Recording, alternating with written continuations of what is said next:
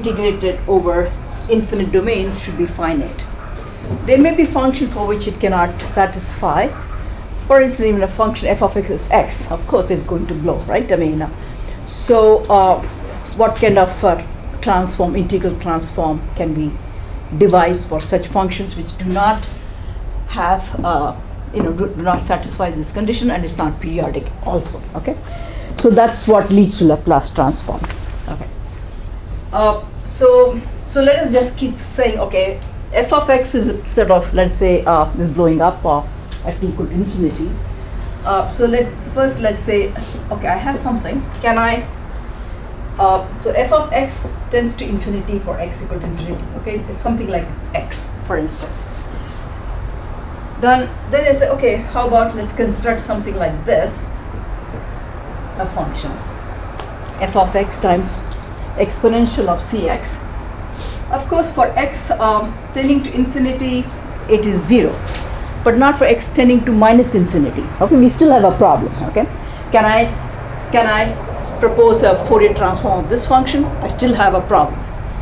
So we said, okay, this still has a problem, although it is okay, it goes to 0 for c greater than 0 and x equal to infinity, but we have problem for x tending to minus infinity. So what we say is, okay, let me just devise another function which is the following. What about I devise a function, the original function we have this. This is the Heaviside function which is 0 for x less than 0. And look at this function. The original function cannot be Fourier transformed. This also has issues because of the lower limit. But let's look at this, where h of x is nothing but is a Heaviside function.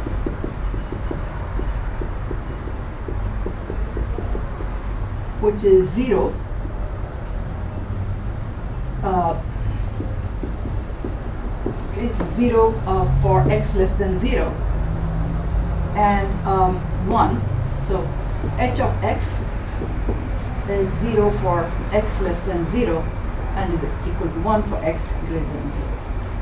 So I add such a function and let's try to get the Fourier transform of this function, and let's see what happens to that. Okay, so I'm just leading you to the definition of Laplace transform, just as I led you to the definition of Fourier transform from a complex Fourier series. Okay, so what is the Fourier transform of this function?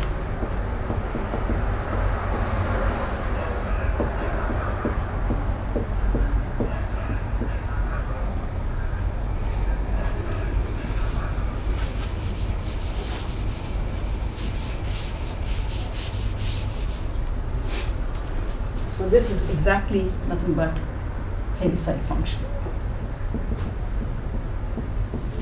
or a step function. Okay.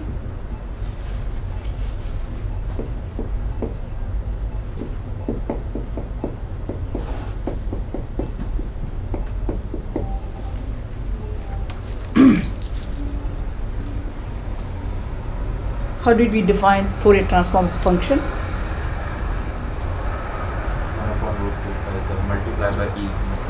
Okay, so I'm going to have 1 over 2 pi in the other one. That is our way of, up to the user at this point. So I'm going to define this function as Fourier transform of this. I'm going to integrate over the infinite domain. Okay, this is your function f of x, h of x, exponential of cx. So this is whatever the function, new function f tilde x, if you want to call it. Then I have gy there, so I should write it as negative x y dx. Right? That's the definition of Fourier transform. I'll put in the inverse Fourier transform, inverse Laplace transform, the entire 2 pi. Okay, I mean at this point, because I didn't put 1 over root 2 pi to the factor as 1. Okay, so when I calculate inverse Laplace transform, I will put that there. Okay, so okay.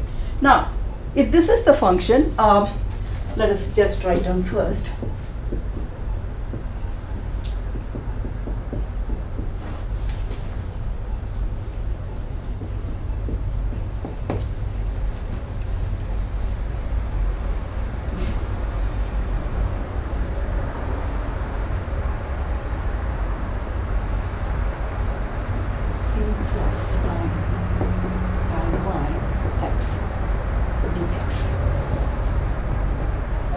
just combine these two things. And we have integration over x, and we have gy.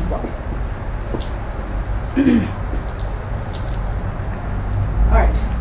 Now we are going to implement h of x is 0 for x less than 0, and it's equal to 1 for x greater than 0. So I can write g of y as nothing but 0 to infinity of f of x. This quantity here is a complex number minus s of x. Okay, if I write it this way, okay, let me write it first like this, and then I'll maybe explain this. Okay, I can go from minus infinity to plus infinity to that because of the property of h of x. Okay, is this clear? Okay. Now, so what I have is this quantity here.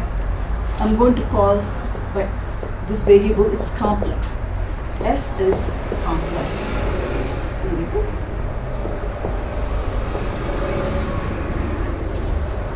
So the definition of Laplace transform of a function is as follows.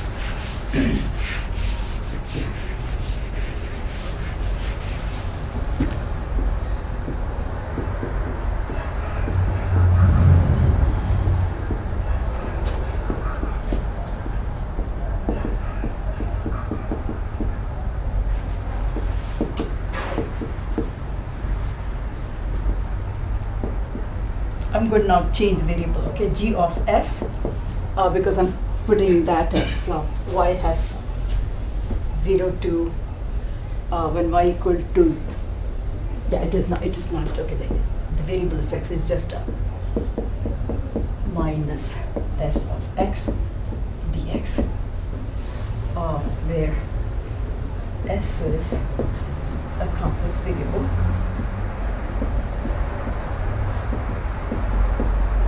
And c is greater than 0, correct?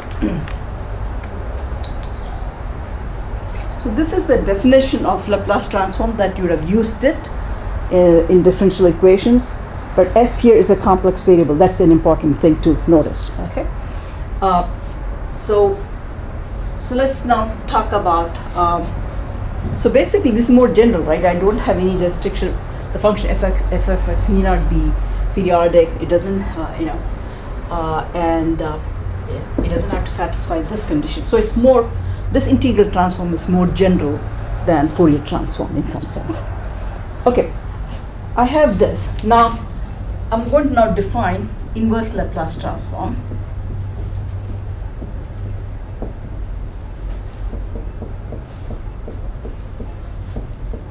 I'm also doing this because motivation for why we're going to be doing complex integration in the next couple of lectures. All right, so this is the definition of Laplace transform and inverse Laplace transform. So we had actually taken Fourier transform of this function first, right? I mean, so if I have to define first inverse Fourier transform of that function, f of x has problems for Fourier transformations, but I modified that function in this way. So first let us understand how I will write inverse Fourier transform of this function.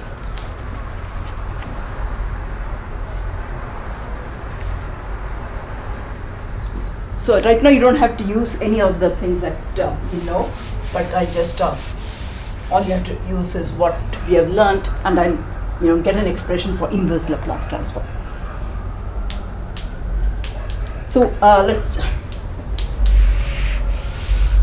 so what is f of x, h of x, exponential of minus x? If I have to write it in the as inverse Laplace transform based on whatever you have learned so far from last lecture. If this is a Fourier transform, then I can get the inverse Laplace transform, right? So what is it?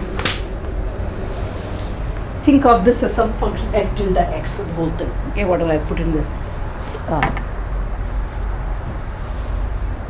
this whole thing is f tilde x. Then how do you write f tilde x in terms of gy, which is your Fourier transform?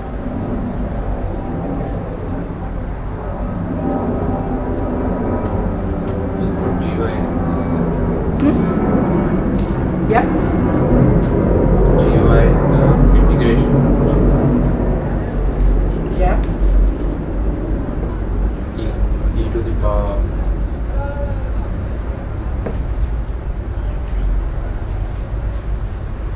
dy e to the power I. It's positive the Exponential of plus one, xy dy. dy. Then what else? I said we have to be consistent with the notation, right? I mean, the normalization factor. I didn't have One upon 1 over 2 pi. That's an important one. Okay. I mean, I'll tell you why. Some of you will recognize a little bit later why this 2 pi. Why I chose this kind of a normalization, because it's connected to the Cauchy residue theorem that you'll be learning soon. Okay. So there's nothing I have done much here. All right. Now, my y, I have is what? Y, if, all right, y is nothing but s minus c over y. I can write it like that.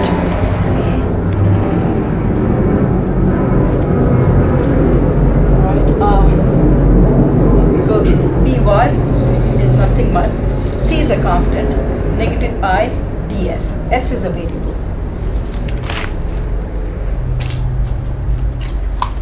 Alright, so I can write this integral on the right hand side as 1 over 2 pi. Now what is happening? My variable is y. So if I look at this, when y equal to negative infinity, s becomes what? C minus infinity, right? For y equal to negative infinity. And y equal to plus infinity, s is equal to c plus I infinity. All right.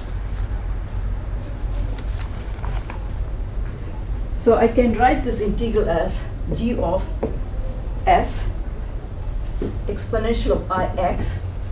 Y is where did it go? S minus c divided by I d of s. So I'm changing the variable from y to s. Okay. And the integration limits have now become what? C minus I infinity to C plus I infinity.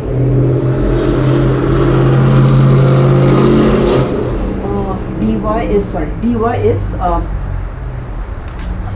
just get that here. Y is, so s is C plus I y. So ds, this is constant, is nothing I dy. So I have to change this as IDS, no, minus IDS. Okay, is that right? But it's g of s minus c. But yeah, C is a constant, so it's yeah. So dy is correct. Is that s is C plus IY? So ds. So I need to get dy, right? So this is ds over I. It looks like. So this I am going to pull it out, okay?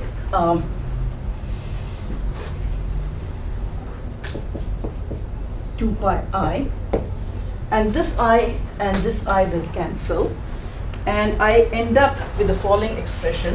Let's just get f of x, h of x. My left hand side is this, is equal to 1 over 2 pi I of integration from c minus infinity to c plus I infinity. this function g of s, s of x, and then I have exponential of minus cx ds. Okay, so this is what I get. I just have just nothing done, change of variables. All right. And since integration is over s, I can pull this out and really cancels, right hand side and left hand side, that will cancel. So what I have is f of x, and h of x is the Heaviside function, which is 1 for x greater than 0. So I have an expression for f of x, okay, which is the inverse Laplace transform from the definition of c minus infinity to c plus I infinity of g of s exponential of s of x ds. Okay, so this is the definition of, this is the definition of Laplace transform, inverse Laplace transform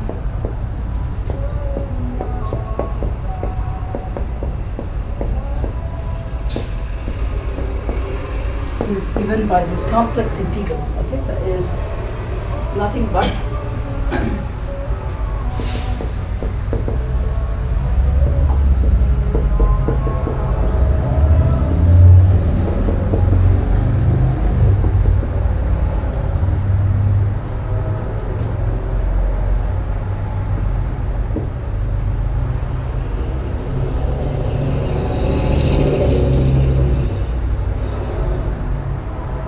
over s, okay, because that variable on the right hand side variable is s.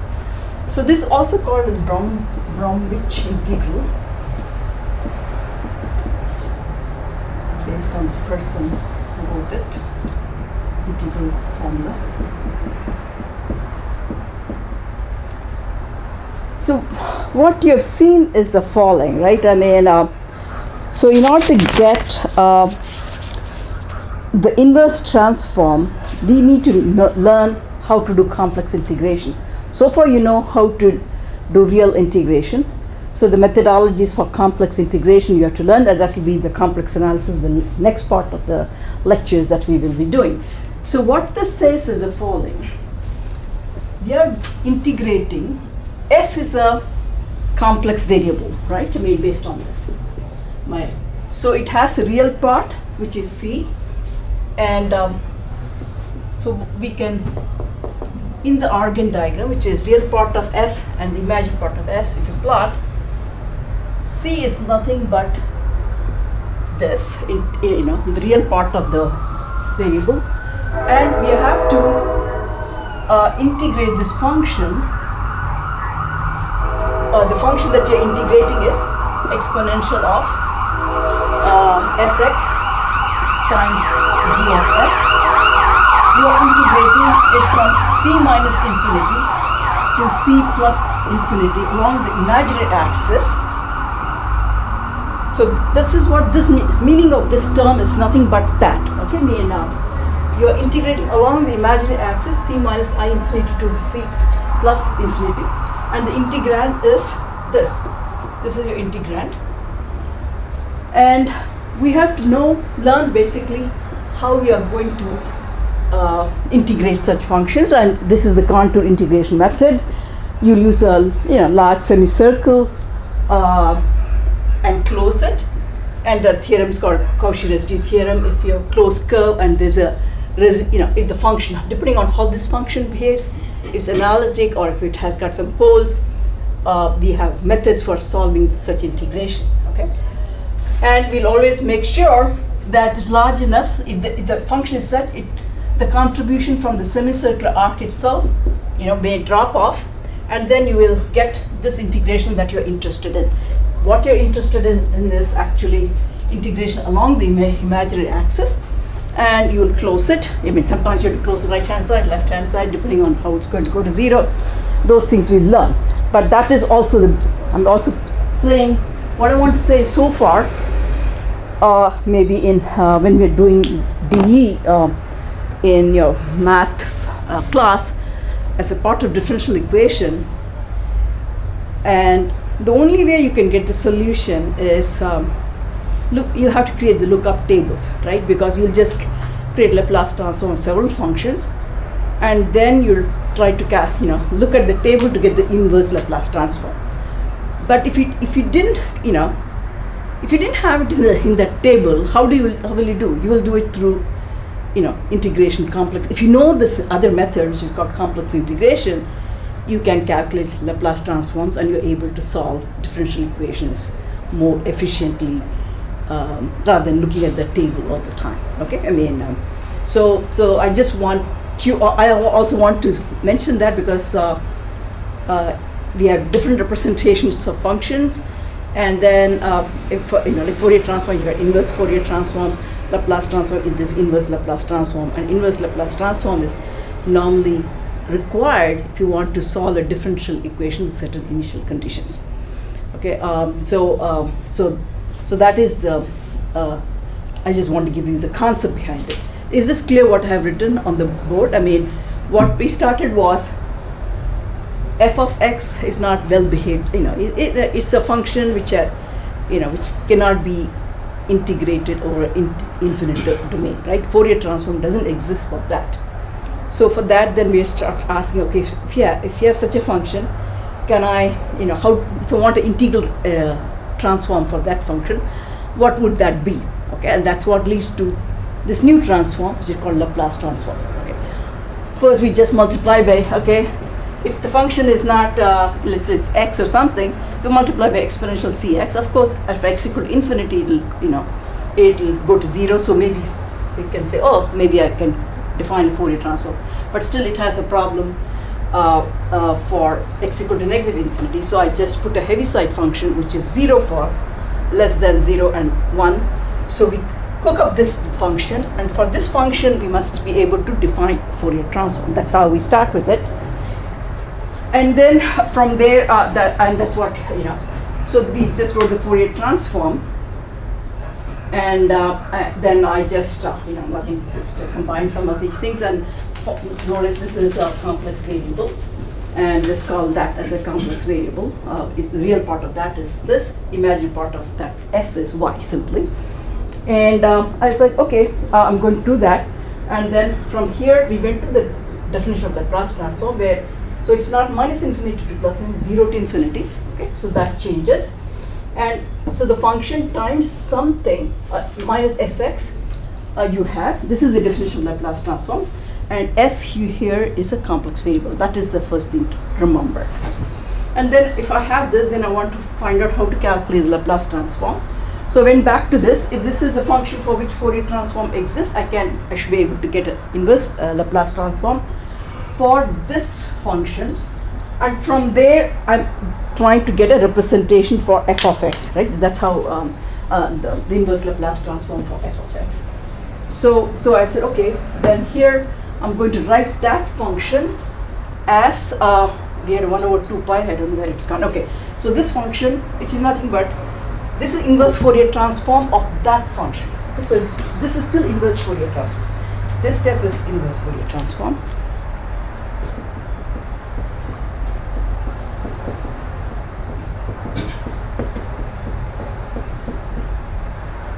Right, that we already learned. And put the 1 over 2 pi here because I had put here 1. Okay, I mean, the weight factor there had taken 1. So I should have 2 pi here because I didn't distribute equally. And then all I did was just go back to that, whatever we had, change the variable to s. From y I changed to that, and I just changed it. And this leads me to an integral, which I know eventually we'll know how to solve such an integral once we have learned contour integration. These are called contour integrations. This is part of the complex theory, a complex variable theory, and we'll use the central theorem is Cauchy residue theorem. Once you have learned that, you will be able to integrate such functions. All you have to know is how this integrand behaves, basically, and whether it has poles in this region or all that stuff. So we will learn that, but I just want you to have the general framework of the theory in mind, okay, at this point. Okay, for today, definitely we are going to look at the lookup table and get the inverse Laplace transform. Until I develop that, we will still have to use the standard methods. All right, so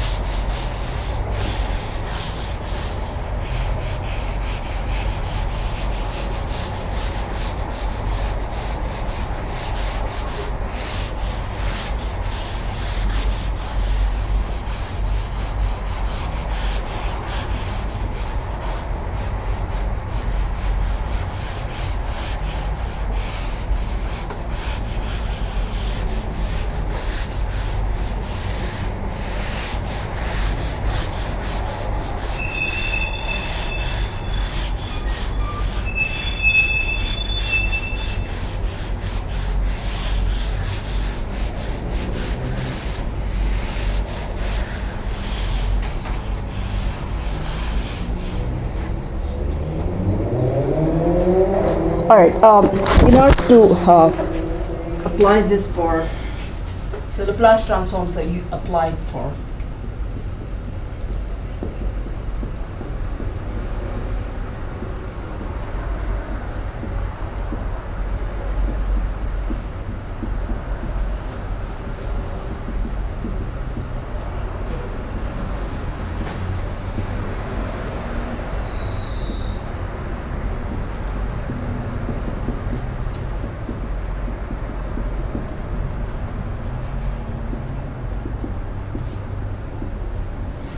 okay, so given some initial condition, you can solve this. So in order to make this useful, we have to know how to calculate Laplace transform first derivative and second derivative first. Okay, so let me call this as we'll call it f tilde s. Let's see.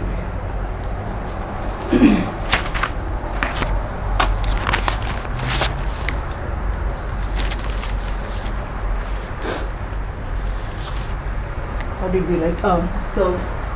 Okay, let me just, we have 0 to exponential of minus sx, right? This is how we wrote it, I think. F of x dx. Okay, so whatever it is, this is a function of s. Okay, let me call this as f tilde s. Okay, so that means it's a Laplace transform. Okay. I just put this L for you to remember it's Laplace transform. We use the L for linear operator in many things, but this is, here it means Laplace transform. And whatever this integral will be a function of s. Okay, this much we know. All right, let's try what happens to L of f prime x.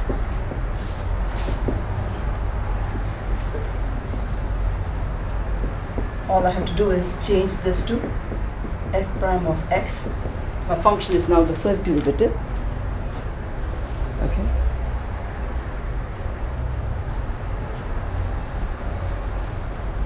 So what is this Laplace transform of f prime of x?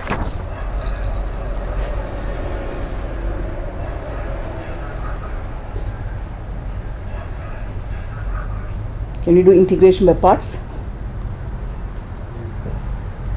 So if I do the integration by parts and I do this first, right? I mean, I can integrate that first. F of x, exponential minus sx, 0 to infinity, minus 0 to infinity of derivative of that minus s f of x exponential of minus sx dx.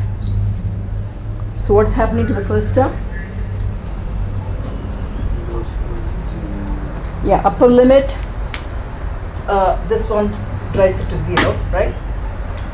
What about the lower limit? F of 0. Minus f of 0. Yeah, so this is minus f of 0. And this is plus s, 0 to infinity of f of x minus s of x dx. So what is this quantity, the second term? The same. Same as what? L of f of x. Hmm? L of f of x. So it is, I can write it f tilde s if I wanted, right? I mean, so this is nothing but Laplace transform of the function, right? Which I can write it in this shorthand notation as what is L of f prime of x is nothing but negative f0 plus s f tilde s. Okay, f tilde s is this quantity. Okay. All right. Now, if I have to calculate L f double prime x, I can use the same thing, right?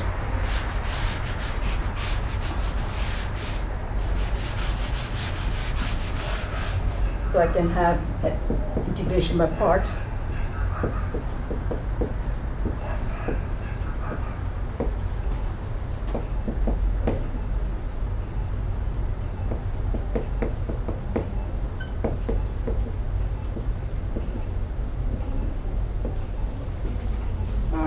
And again, this one is what? Upper limit is 0 because of that. So I can write this negative f prime 0. These pens. Okay. This is nothing but f prime, first derivative of the function at 0, plus s. And this is nothing but Laplace transform of the first derivative, right? Instead of function, now it is Laplace, which we have already calculated there.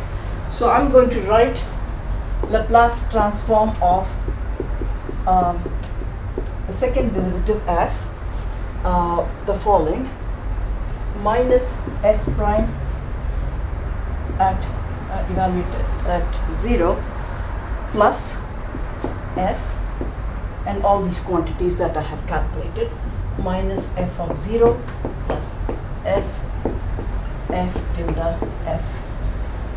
Okay, so this is nothing but negative f prime of 0. Maybe I can start writing that, start with the positive term at this point. S square, Laplace transform of the function, s square f0 minus s of f0 minus the first derivative at 0.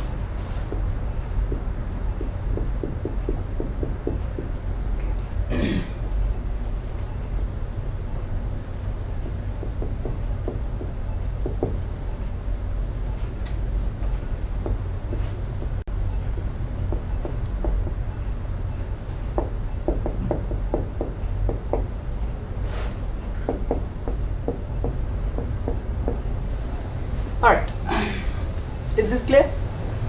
Yes. Okay, so this is what you have to know if you are, minimum you have to know to solve second order differential equation using Laplace transforms. You need to know how to calculate the Laplace transform of first and second derivatives, right? And we have to know lots of properties of Laplace transform to use it effectively. That's what it is. So let's just take a simple example just to illustrate the method.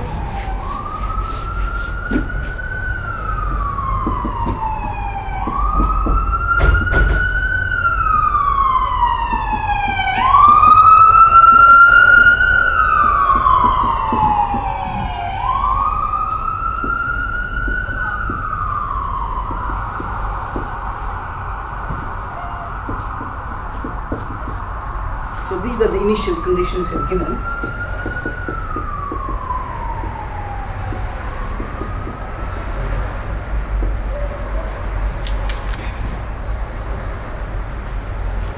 All right. So the way this is a differential equation, second order differential equation. What you do is take the Laplace transform of both right hand side and left hand side.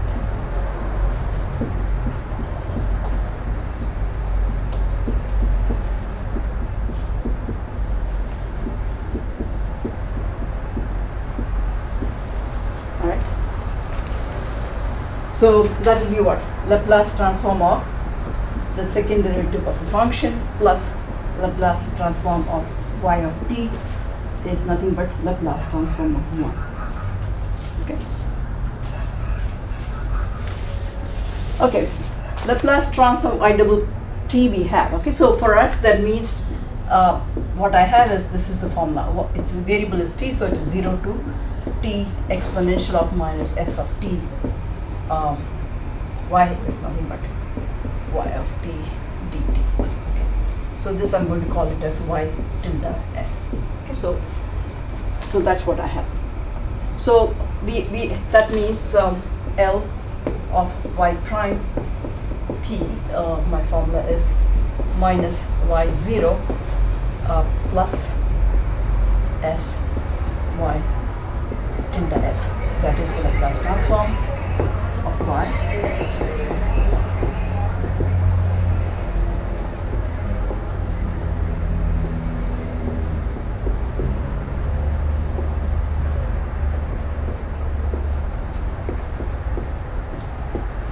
All right. Okay. So all that we know, and Laplace transform of 1 we have to calculate, which is also simple.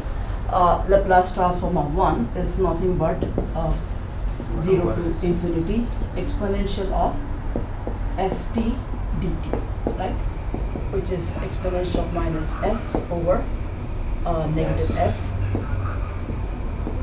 which is nothing but 1 over s.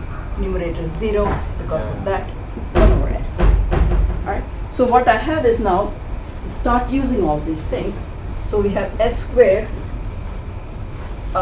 y tilde of 0, is it 0 or s? Y tilde, this is s. We'll write the first everything and then start putting the condition. Minus y prime 0 plus L of yt, that's all we have, so that means it is simply y tilde s equal to 1 over s. So basically it now looks like an algebraic equation. The differential equation looks like algebraic equation. That's the nice thing about this. Okay, now we start putting the conditions. So this is 0, the initial conditions. So this is 0 and that is 1. So what I have is the following: s squared y tilde s minus s, right? And this is plus y tilde s is equal to 1 over s. Okay, so what we have is s squared plus 1 y tilde s is nothing but 1 over s plus s, which is s squared plus 1 over s.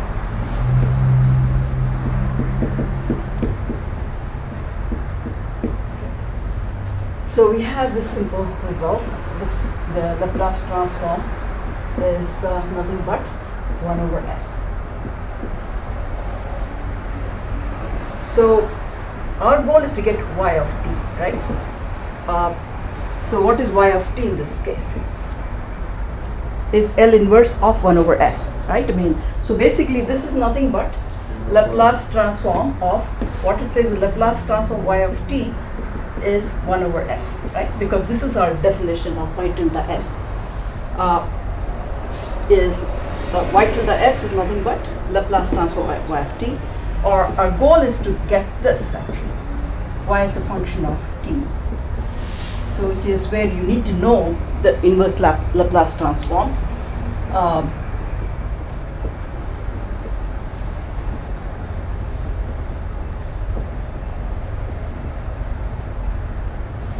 Of 1 over s. Okay, so if you didn't have a lookup table, you have to go through that the contour integration. But we have already, we know the result, right? We just got here Laplace transform of 1 is 1 over s, so inverse Laplace transform of 1 over s is nothing but is equal to 1. So y of t in this case is simply 1 because I had not created the table, right? I mean at this point. So the solution for this problem that we had is simply 1. Y double t plus y of t equal to 0. What was that? 1.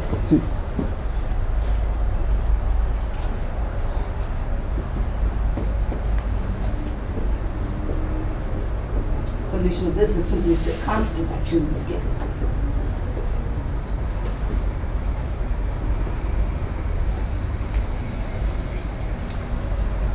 Okay, so the goal here is the original differential equation, you apply Laplace transform, it looks like algebraic equation basically, and you have to solve for y tilde s, and if you know if it's a complex thing, then you have to know how to, the whole thing is how to calculate.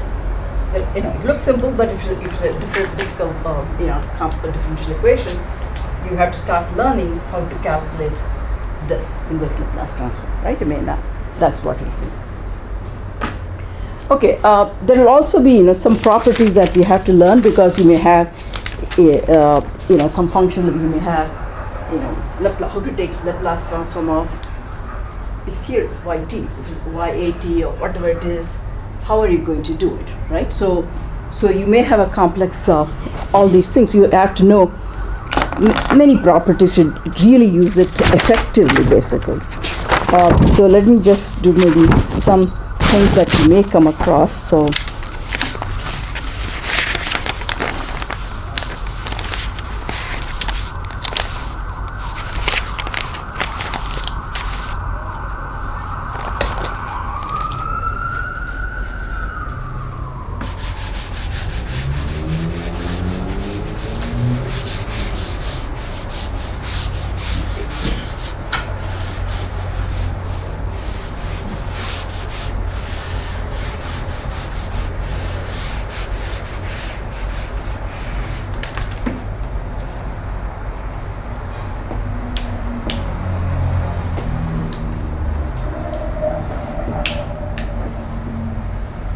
supposing a constant, that is if it's a constant, a scalar, you can pull it out, okay? I mean, that is not a problem. Of course, that's nothing but a times Laplace transform of the function. You may have m, for instance, if it's a sprint problem, you have m d squared x d squared, right? And when you take the Laplace transform of that, you can pull a out. On the other hand, if you had the a inside, let's say Laplace transform of omega t or something, I mean sine omega t or something like that, then that is nothing but 1 over a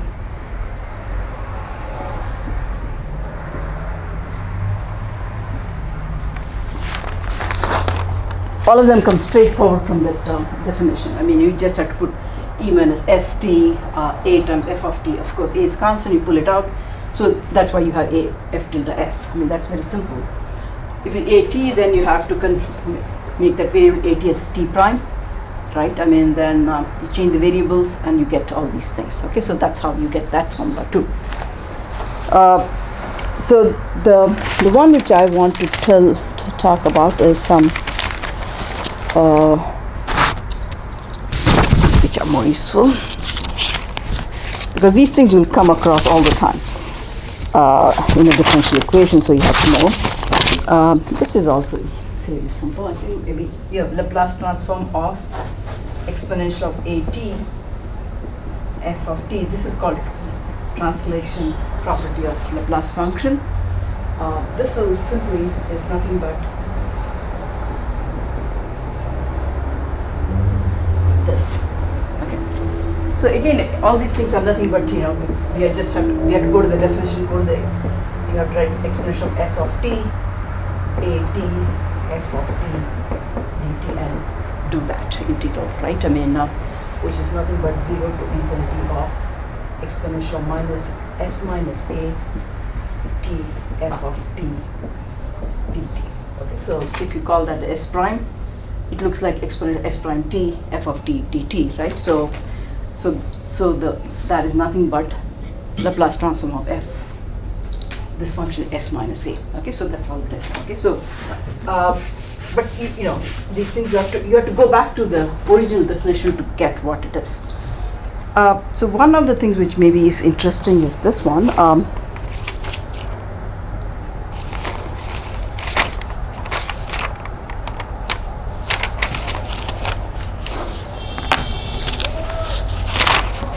When you have integral, let me see if I have it here.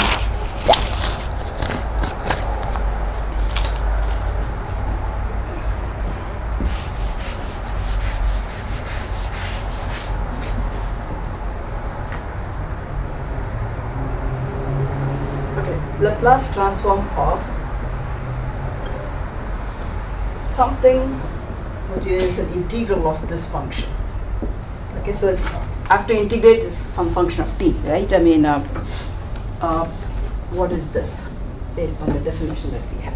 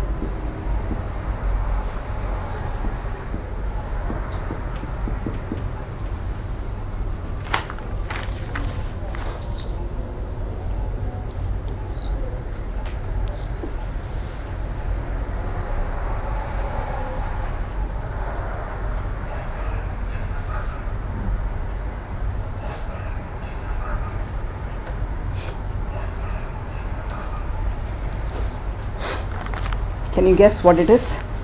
Or just integration by parts, can you do that? So whatever it is like f of t, right? It'll be depending on t. If this is, but your integral is, your function here is y of t is this whole integral. So if you have to apply the definition, what is it?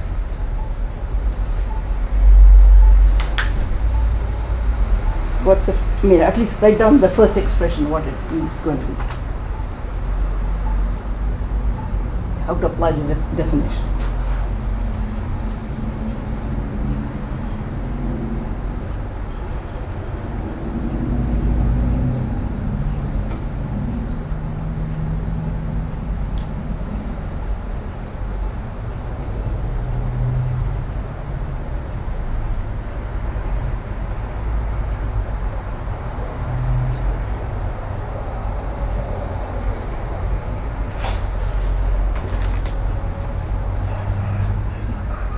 Can we write it like this? I'm just going to write the definition, right? My function is this.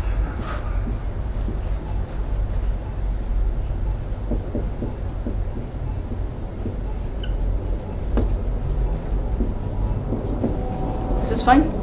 Okay. All right, so what is, can I do integration by parts of this function? I mean, I got this and that, okay? Let's try integration by parts.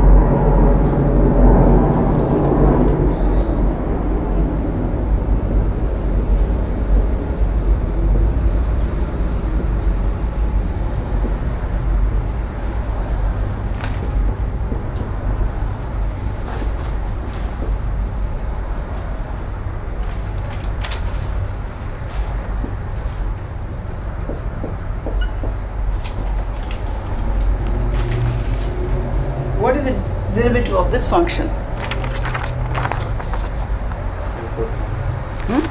F of t? Yeah.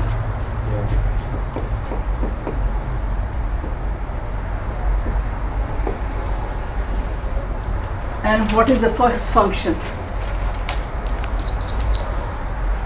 It's the same, the change of value.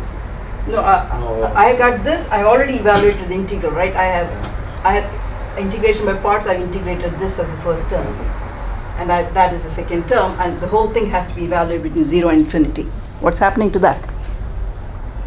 Upper limit, this is making 0. lower limit, This this is 0 to 0, so it's going to 0. So the first term is 0 because of the way the limits are. Okay, so the first term, so this does not contribute. And what is that? Laplace transform. That is f tilde s. So this whole thing is nothing but 1 over s f tilde s. Okay? Looks complicated, but it's not. Go back to always go back to that and you can just get it. All right.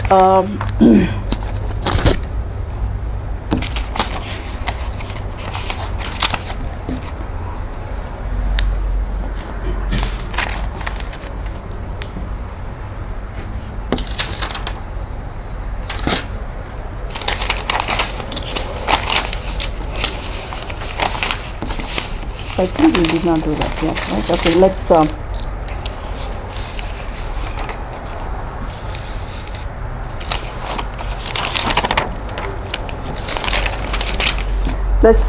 do this one. I think we should be able to do this one easily first.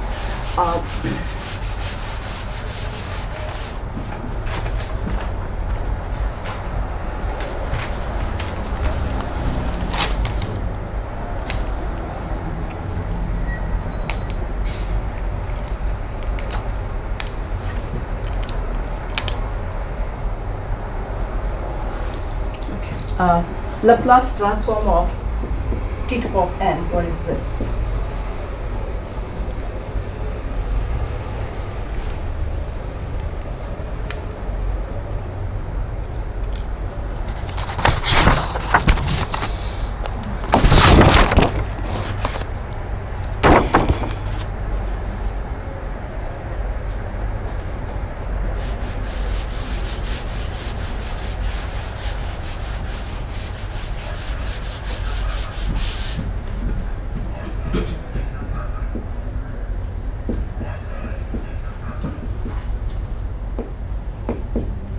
So what is this?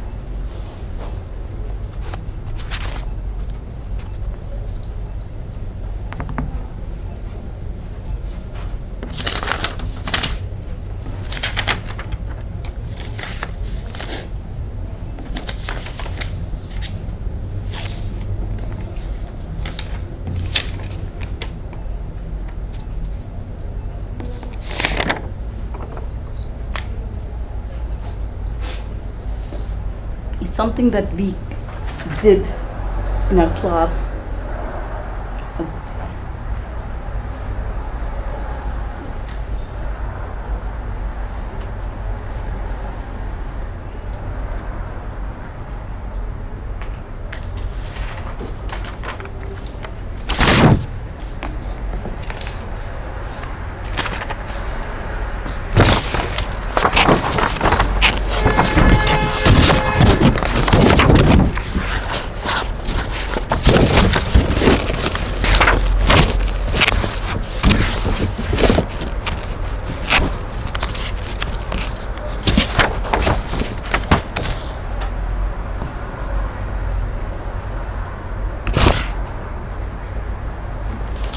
Get it?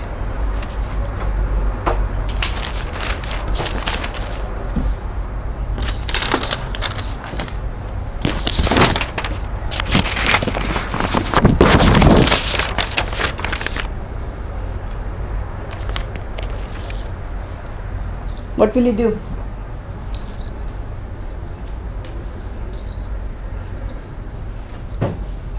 I got st here, t to the power of t here, variable here, t. Write it out with integration by parts. Or we can first, let's look at this as, because this has got t, I'm going to change the variable, let's just look at what happens, okay? If s of t is equal to this,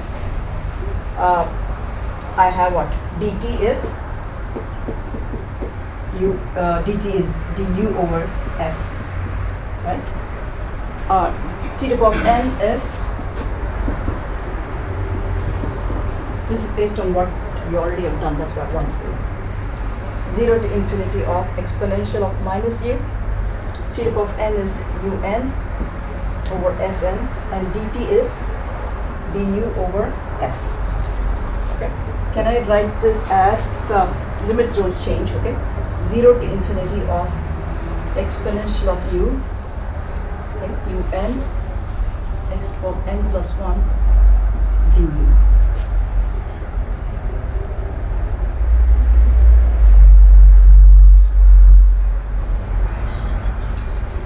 This is nothing but S is a constant, so I can pull this out.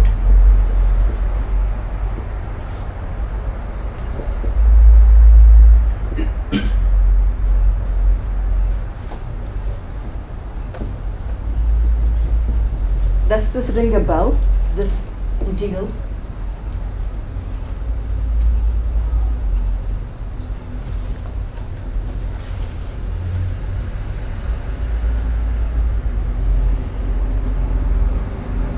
Gamma function. That's a gamma function.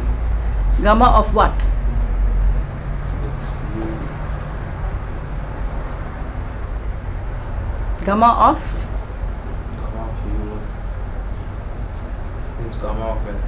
We have e to the power of x We minus change- x to the yeah. power of n. What do you Yeah, have? We change the variable. It's e to the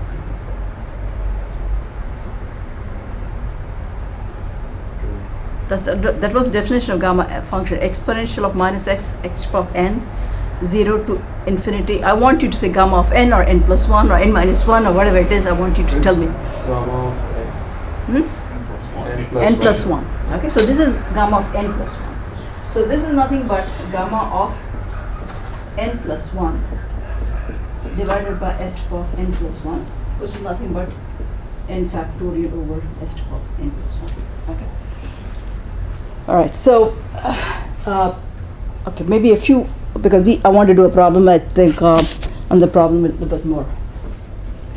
So let me can do the problem from there. We try to.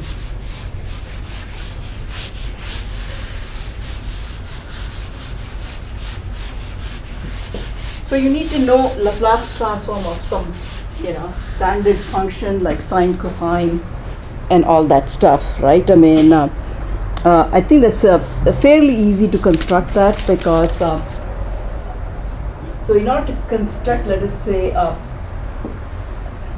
Laplace transform of cosine of hyperbolic AT, okay. If I do that, then I know how to calculate cosine of AT, sine AT, and all that. But this, in order to do that, you know that you have it, this is nothing but exponential of AT plus exponential of minus AT over 2, right? I can do that. And based on the property, I said Laplace transform of some constant times a function is nothing but constant can be pulled out. So this is nothing but, we can use a distributive property kind of a thing. Laplace transform of exponential of AT plus plus of exponential of minus 8. I can do that. Okay. So I take the L, half is a constant, so we can pull it up. I'm using this property now. Something f of t is nothing but 8 times Laplace transform of f of t. So I can pull L out. Okay, so that's what I have done. So in order to get this, I need to know Laplace transform AT and minus AT.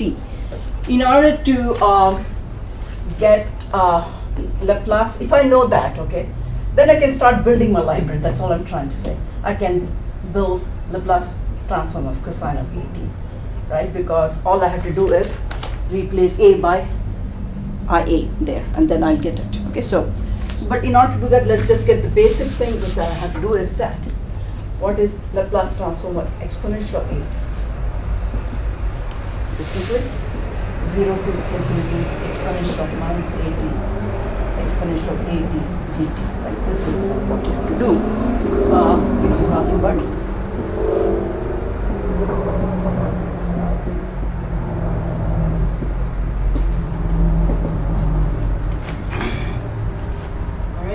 so that is nothing but exponential of negative s minus a divided by negative s minus a,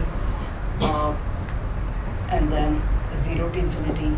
Again, numerator will go to 0, so I have this as 1 over s minus a. is it S minus A or S plus A? This is plus A, yeah. This is it, I pulled that out, right? S plus A. Okay. So similarly, the Laplace transform of exponential of negative AT is nothing but, I'm just going to write the answer because you can do these simple integrals. It's nothing but 1 over S minus A, okay? Just do that integration of exponential. So once I do know these two things, I can write Laplace transform of cosine hyperbolic, which is nothing but half of 1 over S plus A plus 1 over S minus A, which is S upon S. S over S up. S square minus A square.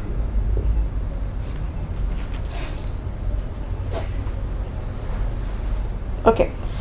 All right. Since this is known, so this is your Laplace transform of cosine hyperbolic thing, right? I mean, I'm just going to write it down. Is S over S square minus A square. And I said that we can go from here to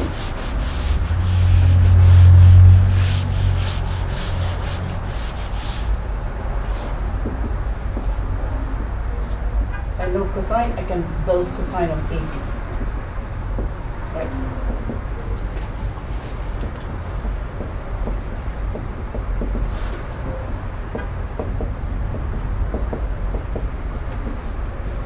Okay. So this we already calculated. You can go from, if you want, you can do it from scratch, but this is nothing but what? Exponential of IAT plus exponential of negative IAT over 2, right? So we had just calculated for AT this whole thing. So all I have to do is whatever I calculated, I just replace A by IA. Okay, wherever we have, and that will give me Plus this.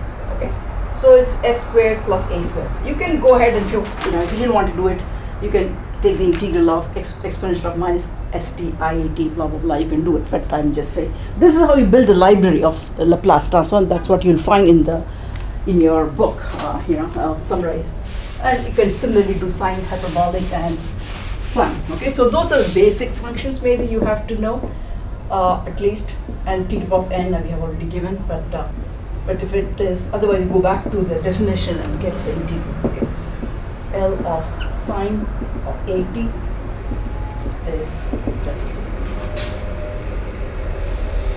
A by A square. A by, yeah, I just want to, which is sine has got, A by A square minus S square. yeah, A by A square minus, S square. A square minus. yeah. Okay, and this one then becomes A over S squared plus A squared, right? Because many of this differential equation, you may have sine or cosine solutions, so these things we have to. One has got S, that has got A, otherwise the denominator is the same. So here you got, it's a constant in this case, but then you got the variable S. So this is what is so once you know that, so if your function, the inverse transform of this, we take, maybe the solution is sine or cosine That or is something. A by A square minus S square or S square? Which one? Sine hyperbolic. Sine 80? I think just like this, I think. No, You can sine go- hyperbolic. Huh? Hyperbolic. Which one? Hyperbolic and sine. A square minus A square or S square? We can go and calculate, right? I mean, I'm just, it's a simple function, right? We can just, so Laplace transform of sine hyperbolic AT is simply what? This is AT minus exponential of AT over 2, right? I mean, this is what we have to calculate, which is half of Laplace transform of exponential of AT minus half of Laplace transform of exponential of AT.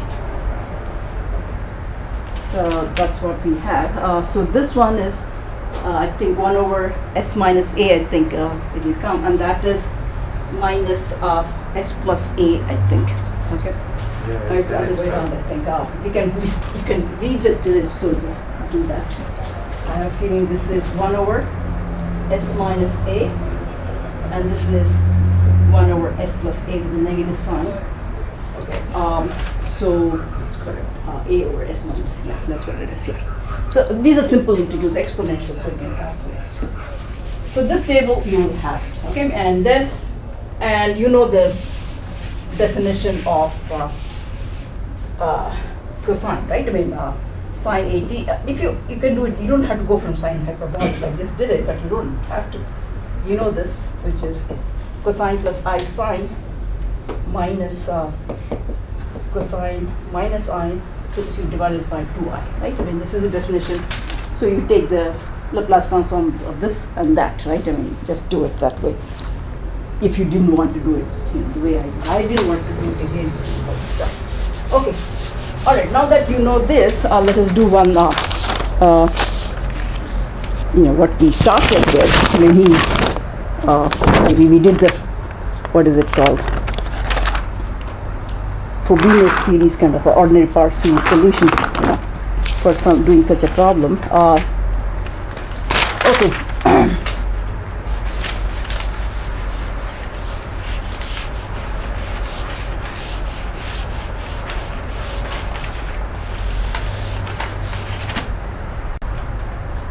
There's a problem that we know the solution, but we are doing this.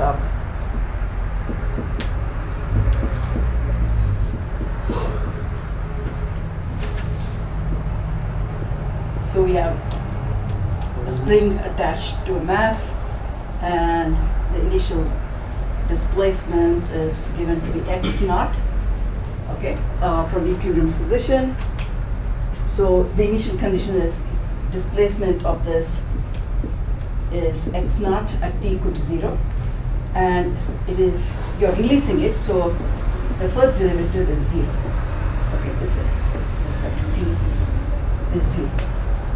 So those are the two initial conditions, and we know it's got to be oscillatory, but we want to get it from the Laplace transform theory.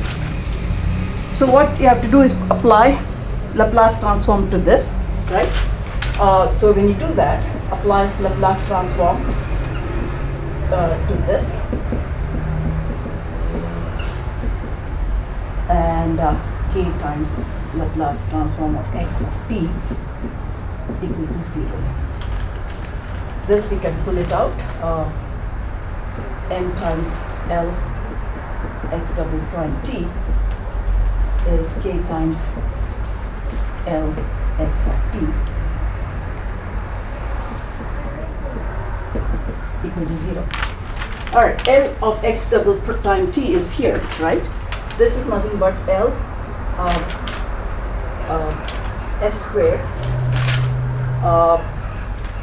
x Laplace transform of x minus s at displacement at time t equal to 0 minus velocity of this at time t equal to 0. I put it at x dot, so you can, if you want x dot, you can put x. See the same definition. So that's what it is, plus k times Laplace transform of the function equal to 0. So the original differential equation will become almost like an algebraic equation. I have to solve for x to the x. And so this is nothing but x naught, right? This we are given as x naught, and that is 0. So I can get rid of that. So I substitute the initial conditions.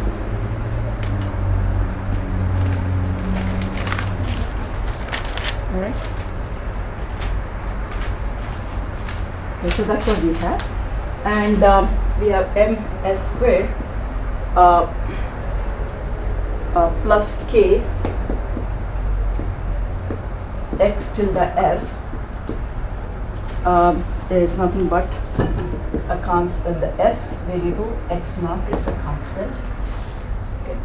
So k is your spring constant here.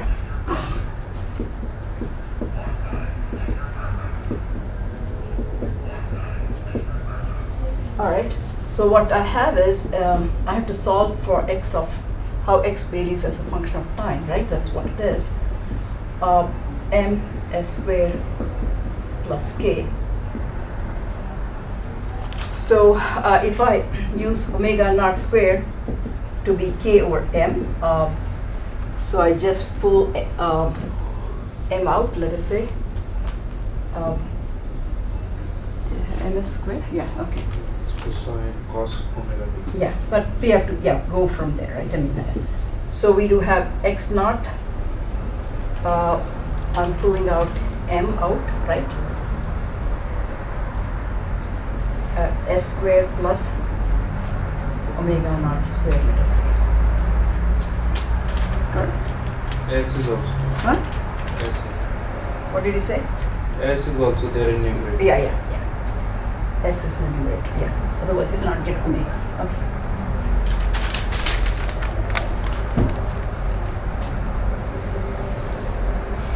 There's an m here also. I think there's a. On the top line, there should be an M in front of the SX naught. Where? On the very top line. No, let me just say, this is my It is correct. equation. X naught Okay, by m, lm. So I have a m here. Okay, fine. Okay, and there is the top. So ms square. Oh, there's a m here, right? Yeah, Oh, that one. Yeah, that's one. Okay, here equal to m. Yeah, I have an m here. That's what is missing. Otherwise, it's looking funny here. ms x naught. Okay. So when I pull m out, I don't have this. That's what I want to pull that out. I have x naught s. This. Yeah. Okay. We have x naught cos S. omega t. s square omega naught square. Okay. So, what happened to my Laplace transform? So I was going to show you that. So the reason, so we had just, we had Laplace transform of cosine of at was, I think we had it as s over s square plus a square. Okay. So this is Laplace transform of x of t equal to that. X naught is a constant, right? So all I have to do is inverse transform of only that quantity. Okay. So xt is nothing but inverse transform of this quantity x naught times s over s square plus omega naught square. Okay, so this is a constant. So this is why you have to know these properties, not sometimes automatic. So you have to be careful sometimes knowing all the properties of the Laplace transforms. Okay, which looks like this one, right? I mean, so cosine of at is nothing but inverse Laplace transform of this quantity.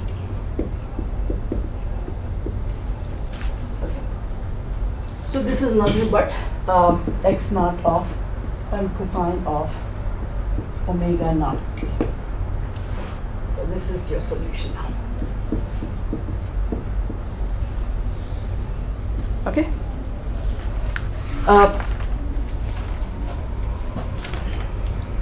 So this problem is, what is, this is, we know the solution, so we can, but otherwise you must have a library of all the functions, right? And whatever problem you're doing, otherwise you're not able to get the solution. So that's why, we need to know, you need to learn how to do the inverse transform through the complex analysis, contour integration methods. Otherwise it's not easy, keep on looking at the table or something like that. Okay, there's one more property that I want to talk about, I think may be useful, which is the convolution theorem. And if your product of functions coming and you have to take a Laplace transform, I think that is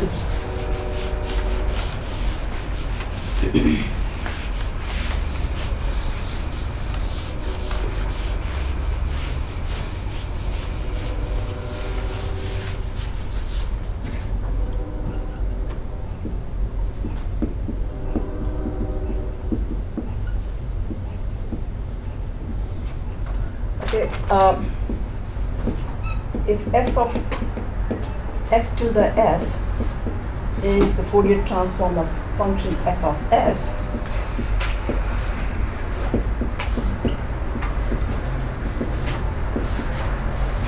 and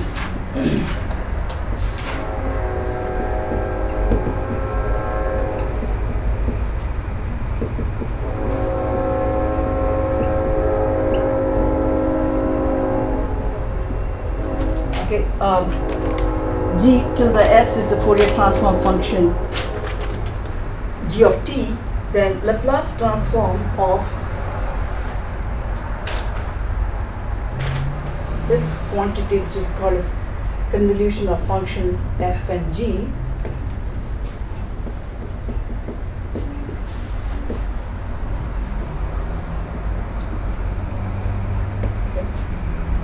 whatever it is some function of t, right, eventually, is nothing but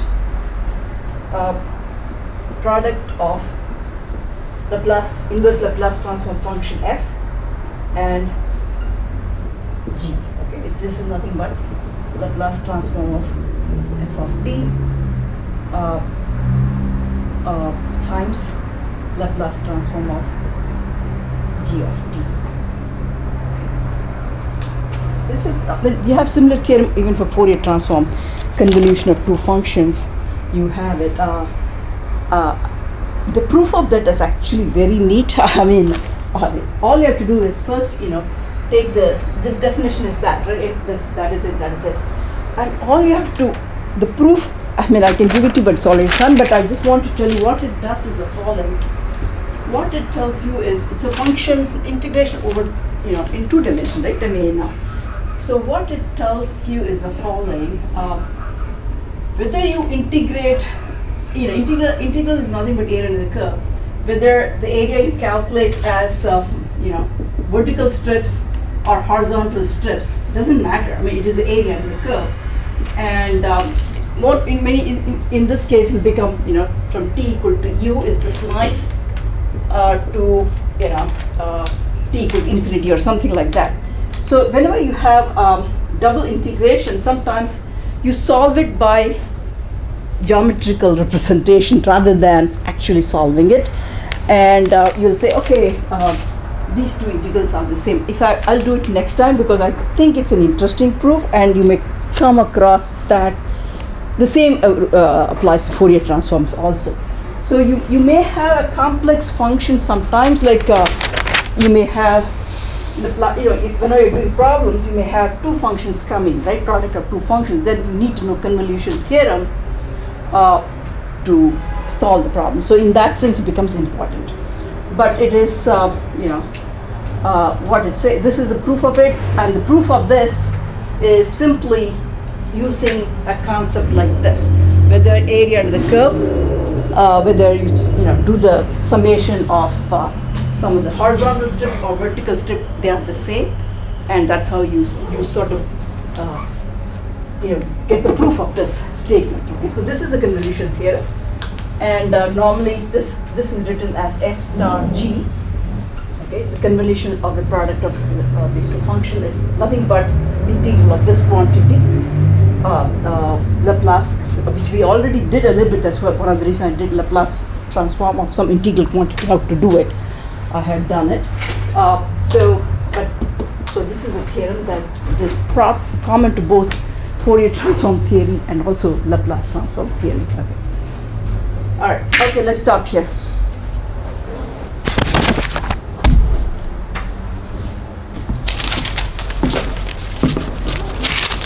So we will start with complex analysis. In the last part of it is all complex variables, and we'll try to solve complex integrals through Cauchy-Riemann.